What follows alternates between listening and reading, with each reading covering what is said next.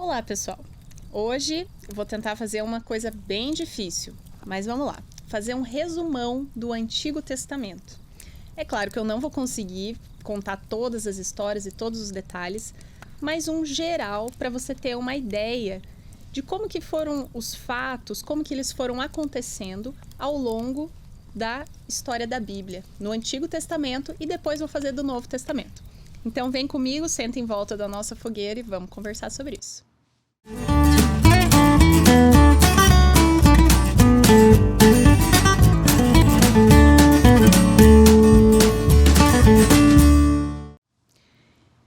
Então, a Bíblia começa com a história da criação.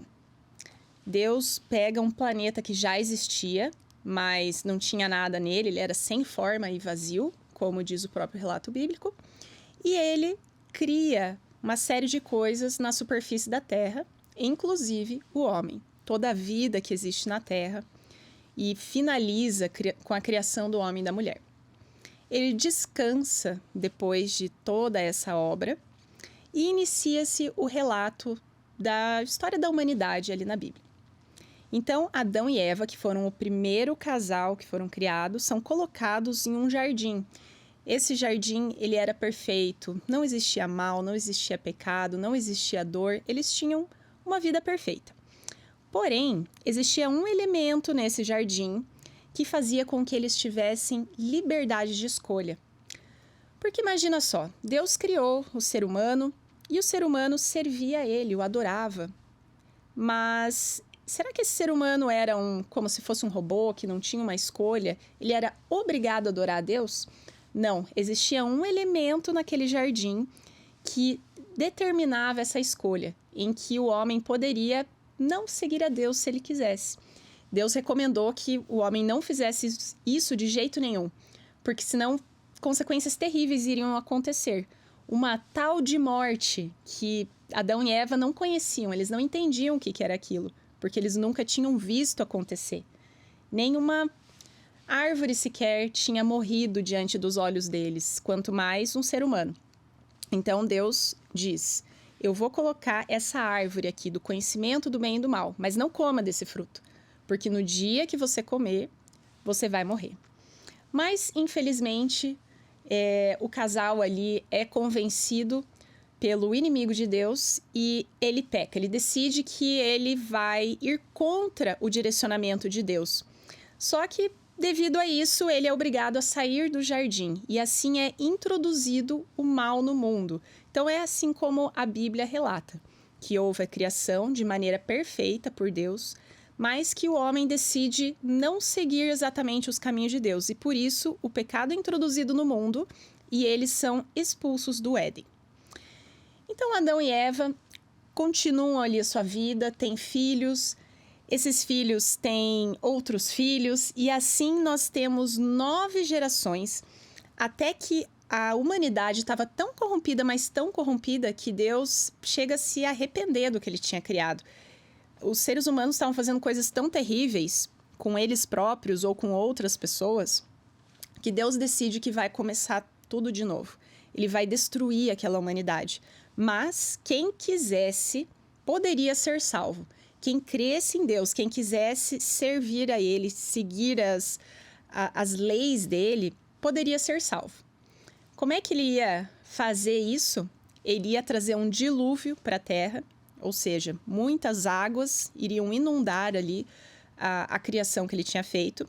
Mas ele também pediu para um camarada chamado Noé construir um barco, uma arca, que a gente conhece como a Arca de Noé. E nessa arca, quem quisesse entrar poderia entrar e se salvar do dilúvio. Inclusive, como nós conhecemos, é um clássico favorito das crianças essa história, porque os animais foram entrando na arca para se salvar e para depois repovoar a terra com aquelas espécies que tinham entrado na arca. Então, Deus passa as instruções para Noé, como que deveria ser aquela arca, e também diz para que Noé conversasse com o povo ali e pregasse para convencer eles a se arrependerem e entrarem na arca para encontrar salvação. Você veja que é um tema bem recorrente na Bíblia, é esse tema da salvação. Então, Deus sempre mostra, eu vou ter que destruir o pecado porque o pecado é terrível. Nós vivemos o pecado muitas vezes, coisas horríveis que acontecem com a gente, ou a gente vê acontecendo com os outros, e nós nos perguntamos, mas cadê Deus nesse momento? Por que ele não acaba com isso, com esse sofrimento, com essa dor? E ali, nessas histórias da Bíblia, a gente consegue ver que Deus sim vai acabar com esse sofrimento, com essa dor, com esse pecado. E ele também sempre traz um barco de salvação, algum jeito em que as pessoas que decidirem se afastar do mal e do pecado podem ser salvas. E essa é uma das muitas histórias que a gente tem na Bíblia que representa isso. Então, Noé, voltando aqui para a nossa história, ele começa a pregar para as pessoas e falar, olha, a terra vai ser destruída com um dilúvio. Mas a Bíblia também relata que até aquele momento não havia chovido na terra. Então você tinha o orvalho, você poderia ter uma garoa, que era o que trazia umidade para a terra, mas uma chuva torrencial, como a gente conhece hoje, não tinha. Então você imagine para essas pessoas acreditarem em Noé que iria vir uma chuva tamanha que ia inundar a terra toda. Ninguém acreditou, ninguém creu. Os únicos que foram salvos nessa arca foi Noé e a sua família. E o dilúvio realmente veio e a humanidade recomeça ali a partir de Noé e da sua família. E a sua família ali foi tendo filhos e 10 gerações se passaram até que surge um outro personagem muito importante na história da Bíblia, que é Abrão. Nós conhecemos ele com o seu nome de Abraão.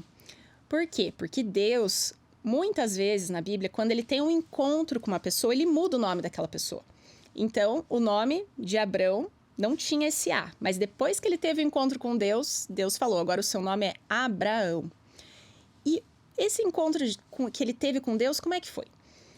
Deus falou para ele, olha, eu vou fazer um povo meu, um povo que vai levar as minhas leis, que vai levar a minha mensagem para a humanidade. E esse povo, eu vou formar ele através de você. Vai ser através da sua descendência que eu vou formar o meu povo. Mas tinha um pequeno detalhe.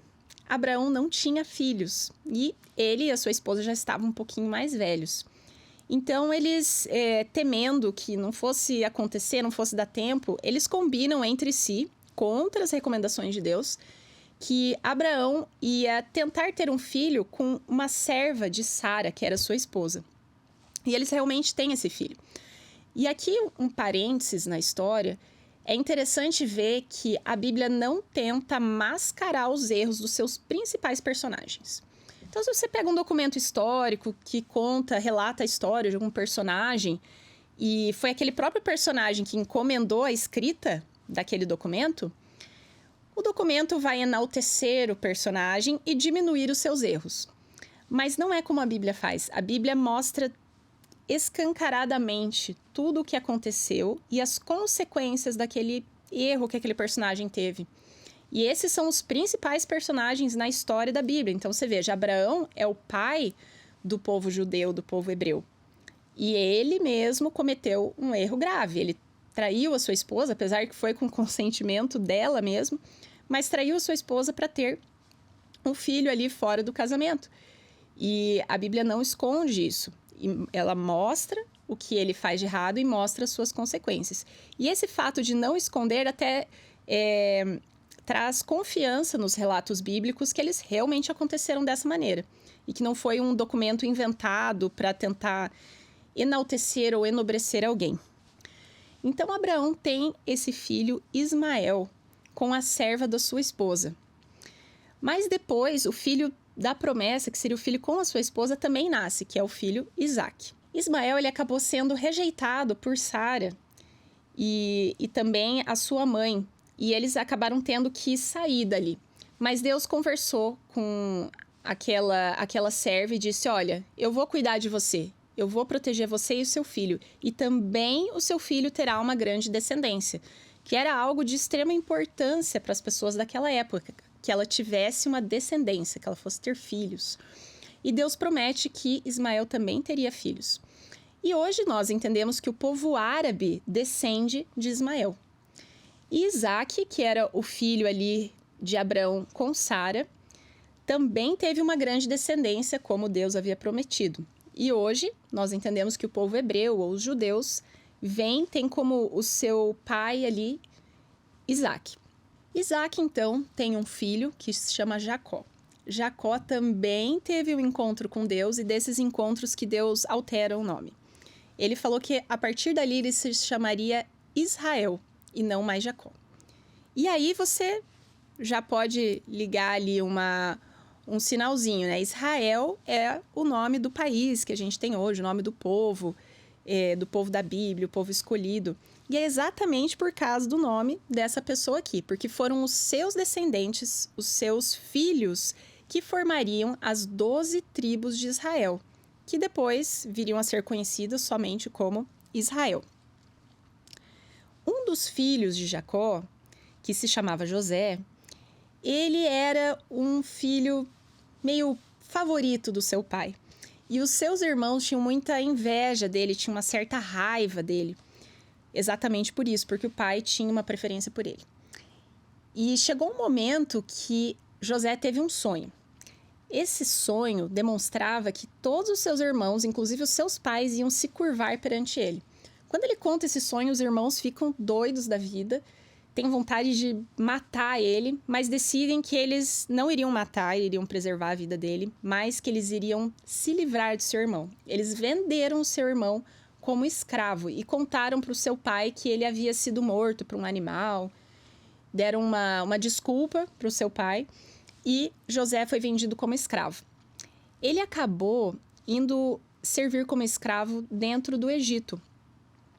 E lá, por ele ser um homem muito honesto, proativo, ele acabou sendo visto e começou a crescer e ganhar algumas posições. E é uma história com muitas reviravoltas, mas resumindo, já que eu estou fazendo um resumão aqui, né, e não contando tudo em detalhes, ele chegou um momento que ele interpretou o sonho do faraó. O faraó era o líder máximo ali do país, do Egito.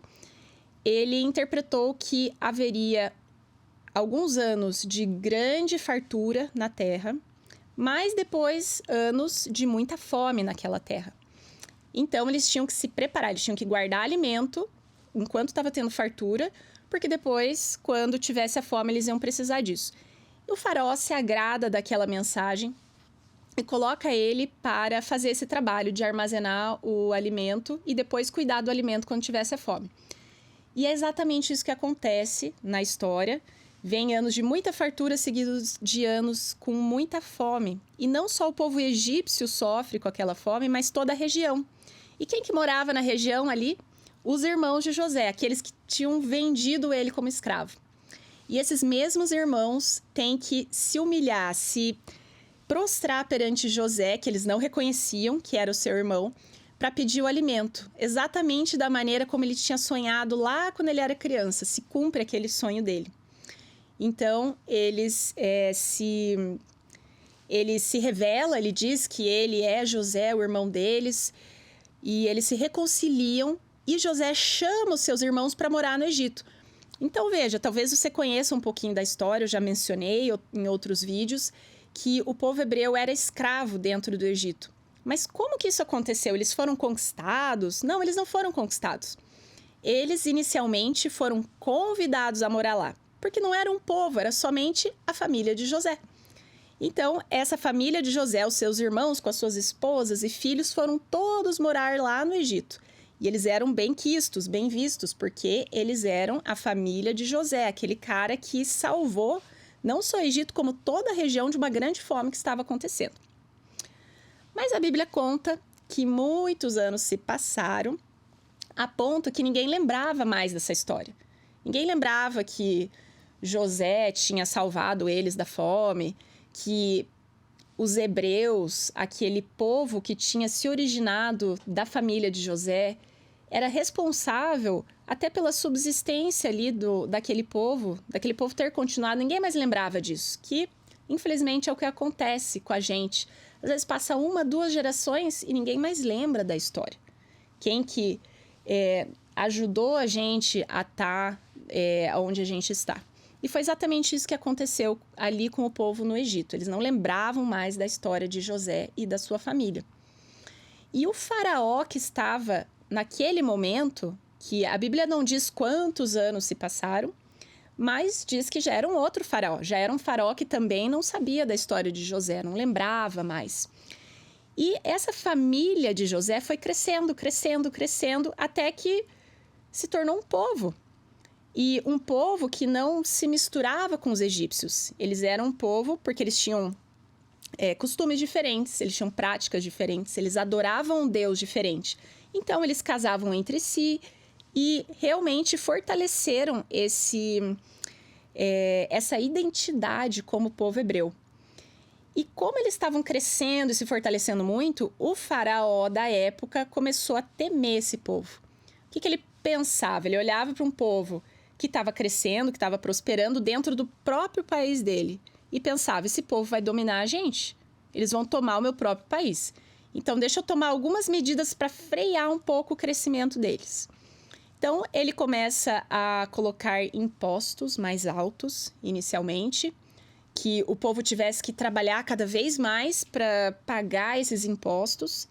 E você veja que, às vezes, essas imposições vão vindo aos poucos, né? E o povo foi aceitando, e até um ponto que agora não seria mais somente o imposto, seria uma escravidão direta.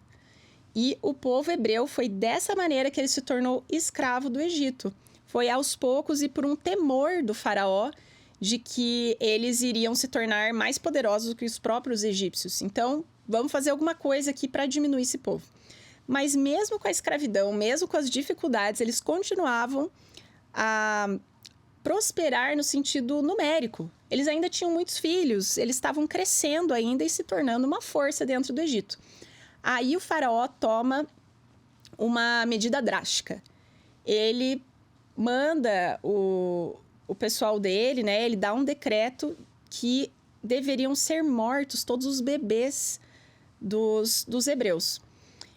Mas algumas parteiras ali dos egípcios, que seriam elas que deveriam pegar os bebês e fazer esse ato terrível, elas também faziam vista grossa, diziam que a gente chegou lá e o bebê já tinha nascido e não teve o que fazer, para realmente salvar, porque elas temeram a Deus, temeram ao Deus dos hebreus, porque elas sabiam que Deus iria se vingar daquele ato tão terrível que eles estavam cometendo contra o povo dele, o povo escolhido. E um desses bebês que nasceu bem nessa época foi um bebê chamado Moisés.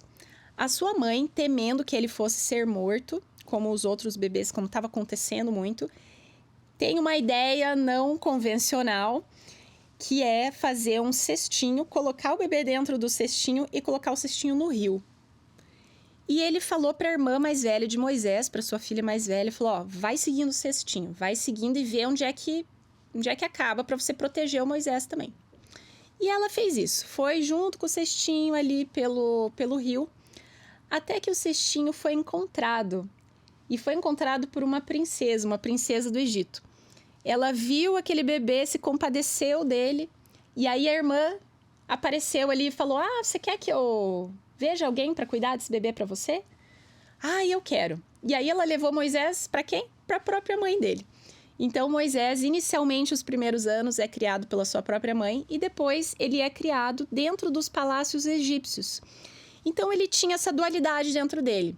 Ele era um hebreu e ele entendia que ele era um hebreu, ele entendia todos os costumes hebraicos, mas ele também era um egípcio, no sentido de que ele foi criado, ele era como um filho dessa princesa, ele foi criado dentro dos palácios egípcios. E também entendia todos os seus costumes, falava a língua. Ele era a pessoa ideal para a missão que ele ia performar em seguida. Mas vamos continuar com a história aqui.